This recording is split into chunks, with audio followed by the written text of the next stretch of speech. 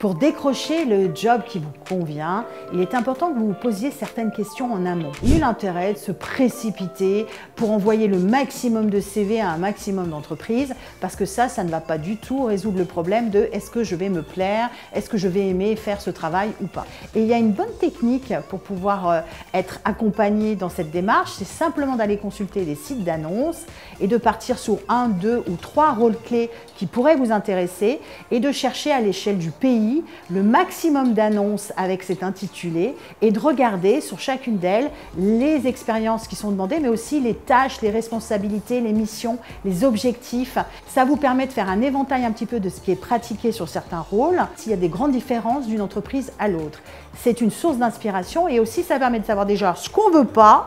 ou ce qu'on ne veut plus. Et puis, à force d'analyser, on va tomber sur finalement 4-5 ingrédients clés qui sont super motivants pour vous et qui vous donnent envie de faire votre CV en reprenant ces éléments-là pour bien correspondre à l'annonce. Une fois que vous avez identifié le rôle qui vous intéresse réellement, je vous invite à choisir peut-être 10-15 offres d'emploi pour le même rôle et analyser un petit peu les mots-clés en termes de compétences, les mots-clés en termes d'expérience et puis aussi les critères qui sont importants pour pouvoir être qualifié pour un entretien. Vous analysez tout ça et après vous adaptez votre CV par rapport à cette offre d'emploi pour ce type de rôle. C'est-à-dire que dans expérience, vous allez plutôt insister et prendre des expériences dans votre vie professionnelle ou parfois dans votre vie personnelle si vous n'avez pas encore travaillé pour illustrer des compétences clés qui sont demandées dans l'offre d'emploi. Pas en faisant du copier-coller, mais en faisant vraiment une analyse de ce que vous avez par rapport à ce qui est demandé pour le mettre en avant et pour faire un CV qui vous ressemble